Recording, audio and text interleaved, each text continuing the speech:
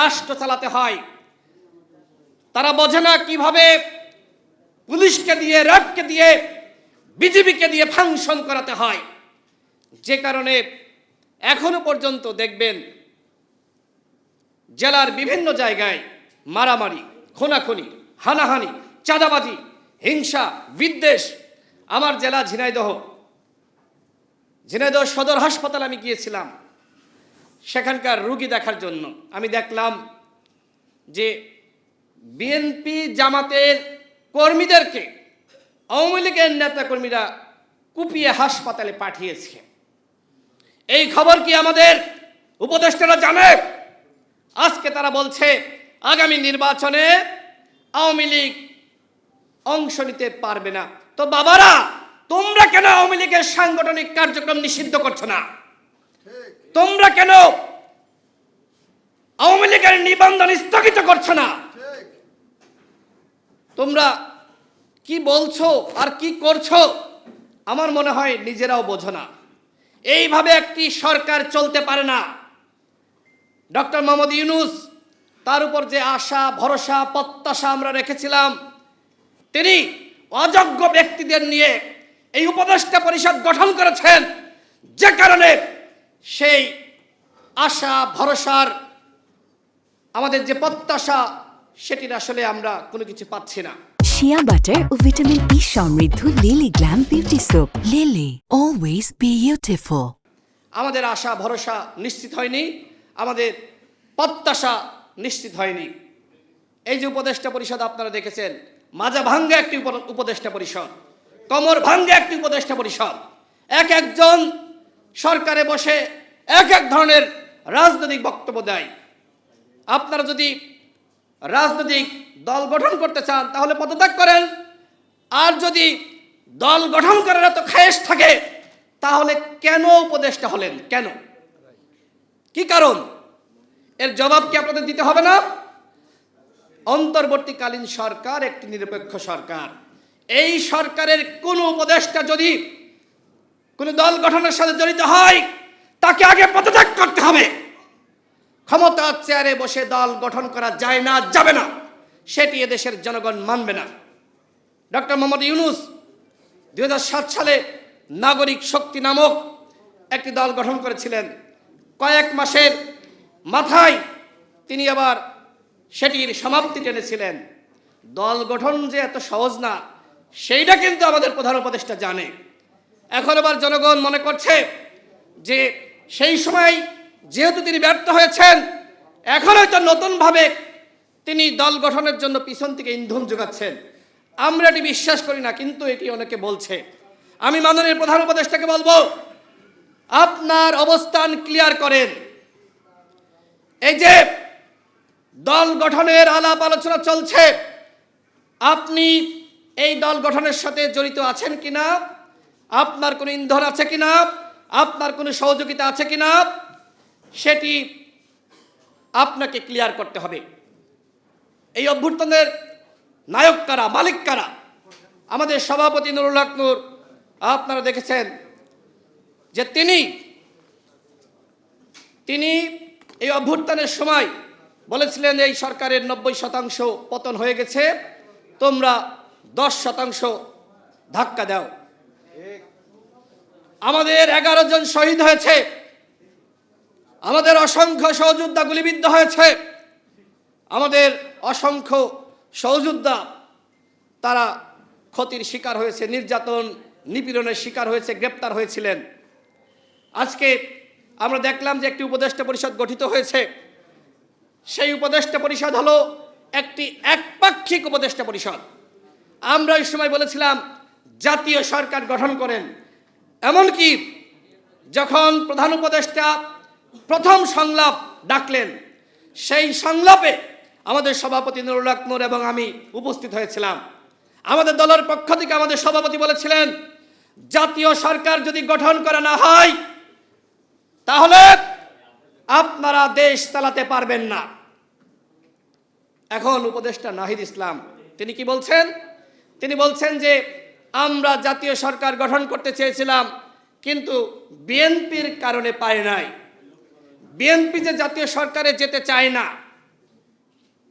আপনারা ওই সময় কেন বললেন না? কেন আপনারা সংবাদ সম্মেলন করে বললেন না যে আমরা জাতীয় সরকার গঠন করতে চাই, আমরা দেশের জনগণের সহযোগিতা চাই, এই রাষ্ট্র বিনির্মাণে রাষ্ট্রকে সুসংগঠিত করার জন্য জাতীয় সরকারের কোনো বিকল্প নাই? আপনারা বলতেন বিএনপি চাইনি বলে আপনারা চাননি। আমি মনে করি এইটা মূলত বিএনপির ঘাড়ে বন্দুক রাখা এবং বিএনপির উপরে ব্যর্থতার দায় চাপানোর অপচেষ্টা। দেখেন, বিএনপির মহাসচিব যে বক্তব্য দিয়েছে, যদি আপনি রাজনৈতিকভাবে এই বক্তব্যের বিবেচনা করেন, এই বক্তব্যে কোনো ভুল নাই। একই বক্তব্য জামাতের আমিরও দিয়েছেন। জামাতের আমিরের বক্তব্য নিয়ে আমাদের ছাত্র বন্ধুরা, আমাদের উপদেষ্টারা তারা কোনো সমালোচনা করছেন না, কিন্তু বিএনপির মহাসচিবের বক্তব্য নিয়ে তারা সমালোচনা করছেন। এর মানে কি? তারা যে আগামীতে একটি দল গঠন করতে চায়, বিএনপি যেহেতু সরকারে চলেই যাচ্ছে, তারা বিরোধী দল হওয়ার কারণে এখন থেকে এই ধরনের বক্তব্য শুরু করেছে। আমরা বলতে চাই, আগামীতে কে ক্ষমতায় যাবে, কে ক্ষমতায় যাবে না, সেই বিষয়ে কোনো উপদেষ্টা কোনো রাজনৈতিক বক্তব্য দিতে পারবে না। যদি কোনো রাজনৈতিক বক্তব্য দিতে হয়, ওই উপদেষ্টার পদ ছাড়তে হবে। দল গঠন করবেন, ভালো কথা, কোনো আপত্তি নাই, শুভকামনা জানাচ্ছি, কিন্তু কিংস পার্টি গঠন করলে দেশের জনগণ মানবে না। আমরা কি বলেছি? আমরা হাসিনার সময় বলেছি, হাসিনা যদি চেয়ারে থাকে, ক্ষমতায় থাকে, প্রধানমন্ত্রী থাকে, তার অধীনে আমরা নির্বাচনে যাব না। হাসিনার অধীনে বাংলাদেশে কোনো সুষ্ঠু নির্বাচন হতে পারে না। হতে পারে বন্ধুগণ? হাসিনার অধীনে কোনো সুষ্ঠু নির্বাচন হতে পারে না, এই কথা আমরা বারবার বলেছি। আমরা সেই নির্বাচন বর্জন করেছি। এখন যদি কোনো কোনো উপদেষ্টার সহযোগিতায় দল গঠিত হয় এবং সেই দলের প্রতি উপদেষ্টাদের আশীর্বাদ থাকে, তাহলে আগামীতে যে নির্বাচন হবে, সেই নির্বাচন কি ফেয়ার হতে পারে? সেই নির্বাচন ফেয়ার হবে না। এই উপদেষ্টা পরিষদকে বলবো, নিরপেক্ষভাবে আপনারা রাষ্ট্র পরিচালনা করেন। আপনাদের নিরপেক্ষতার যথেষ্ট ঘাটতি রয়েছে। আপনারা কাউকে কাউকে সুবিধা দিচ্ছেন আর কাউকে কাউকে আপনারা বঞ্চিত করছেন। এইভাবে রাষ্ট্র চলতে পারে না। সংগ্রামী সাথী ও বন্ধুগণ, আমি বক্তব্য বাড়াবো না। সরকারকে সর্বশেষ আমরা বলতে চাই, আপনাদের কোনো কোনো উপদেষ্টা তার নিজের এলাকায় গিয়ে রাজনৈতিক দলের নেতার মতন সংবর্ধনা নিচ্ছে। উপদেষ্টারা, অন্তর্বর্তীকালীন সরকারের উপদেষ্টারা, তারা কি সংবর্ধনা গ্রহণ করতে পারে বন্ধুগণ? কোনোভাবে গ্রহণ করতে পারে না। সরকারকে বলবো, যারা অযোগ্য উপদেষ্টা রয়েছে এদেরকে সরিয়ে দেন। যদি প্রকৃতপক্ষে রাষ্ট্র সংস্কার করতে চান, তাহলে সবার আগে গণহত্যার বিচার করতে হবে। আওয়ামী লীগের সাংগঠনিক কার্যক্রম স্থগিত করতে হবে, নিবন্ধন স্থগিত করতে হবে। আওয়ামী লীগের পান্ডাদেরকে ওয়ার্ড পর্যায় থেকে, উপজেলা পর্যায় থেকে গ্রেপ্তার করতে হবে, জেলা পর্যায় থেকে গ্রেপ্তার করতে হবে। আমরা দেখছি যে পতিত স্বৈরাচার সরকারের সাবেক স্বরাষ্ট্রমন্ত্রী, তিনি ইন্ডিয়ান গণমাধ্যমে বক্তব্য দিচ্ছে। আমি ইন্ডিয়াকে বলবো, ওরা স্বৈরাচার, ওরা গণহত্যাকারী। আপনারা কিভাবে ওদেরকে আশ্রয় দিচ্ছেন, কিভাবে ওদের বক্তব্য প্রকাশ করছেন? আপনারা জনগণের সাথে, বাংলাদেশের জনগণের সাথে কিন্তু বেইমানি করছেন। আমরা বাংলাদেশের জনগণ ইন্ডিয়ার আধিপত্য মেনে নেয়নি। ইন্ডিয়াকে বলবো, বাংলাদেশের জনগণের সাথে বন্ধুত্ব এবং মর্যাদার সম্পর্ক তৈরি করুন। ফাজলামির সম্পর্ক, হাসিনার মতন স্বামী স্ত্রীর সম্পর্ক আমরা মানতে পারি না। আমরা ইন্ডিয়ার সাথে অবশ্যই সম্পর্ক চাই, তবে সেই সম্পর্ক হতে হবে ন্যায্যতার, সেই সম্পর্ক হতে হবে দেওয়া নেওয়ার। একপাক্ষিক কোনো সম্পর্ক ইন্ডিয়ার সাথে থাকবে না। আমরা ইন্ডিয়ার সাথে সম্পর্ক চাই সেই ধরনের যে সম্পর্ক রয়েছে চীনের সাথে, আমেরিকার সাথে, পৃথিবীর অন্যান্য রাষ্ট্রের সাথে যে সম্পর্ক থাকবে, ইন্ডিয়ার সাথে আমাদের সেই একই সম্পর্ক থাকবে। আমরা যুদ্ধ চাই না, কিন্তু আপনি যদি আমাদের কাছ থেকে সবসময় নিয়েই যান আর কিছু না দেন, ওই হাসিনা যেটি বলেছিল যে ইন্ডিয়াকে যা দিয়েছি ইন্ডিয়া আজীবন মনে রাখবে, আমরা ভাই এই সম্পর্ক চাই না। সংগ্রামী সাথী বন্ধুগণ, আজকে পেশাজীবী অধিকার পরিষদ যে প্রোগ্রাম আয়োজন করেছে, আমাদের প্রত্যাশা অনেক ছিল, আমাদের সেই প্রত্যাশা পূরণ হয়নি, কোনো প্রাপ্তি হয়নি। সরকার পদে পদে ব্যর্থ হয়েছে। একজন ব্যর্থ উপদেষ্টা স্বরাষ্ট্র উপদেষ্টাকে নিয়োগ দিয়েছে, যিনি বাংলাদেশের আইন শৃঙ্খলা পরিস্থিতি মোটেও নিয়ন্ত্রণ করতে পারছে না। পারছে না। দেখবেন, এলাকায় যান, খোঁজ নেন যে কি ধরনের বিশৃঙ্খলা চলছে। পুলিশের কথা কেউ শুনতে চায় না, দেখবেন র্যাবের কথা কেউ শুনতে চায় না। এক জায়গায় মারামারি হচ্ছে, অথচ পুলিশ কোনো অ্যাকশন নেয় না। পুলিশ দাঁড়িয়ে দেখে, মনে হচ্ছে যে পুলিশের কোনো শক্তি নাই।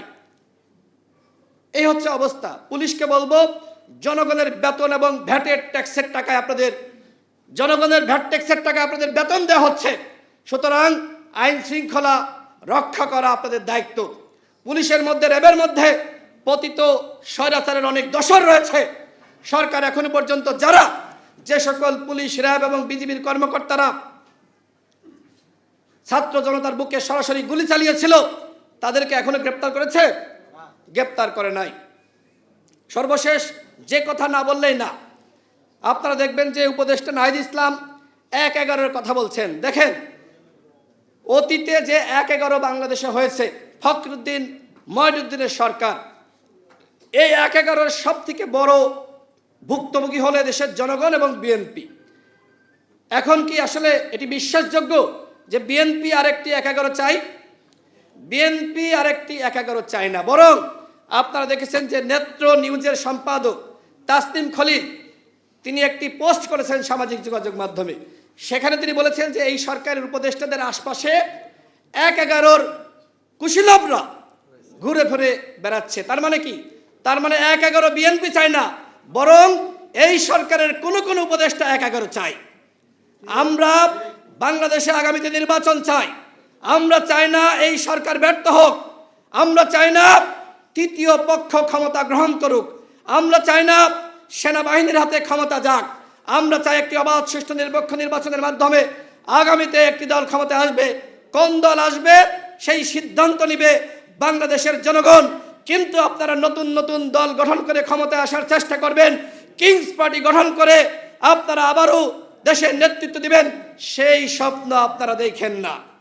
আপনারা সফল হন, আমরা আপনাদেরকে সহযোগিতা করব। আপনারা ব্যর্থ হলে বাংলাদেশের জনগণ ব্যর্থ হবে।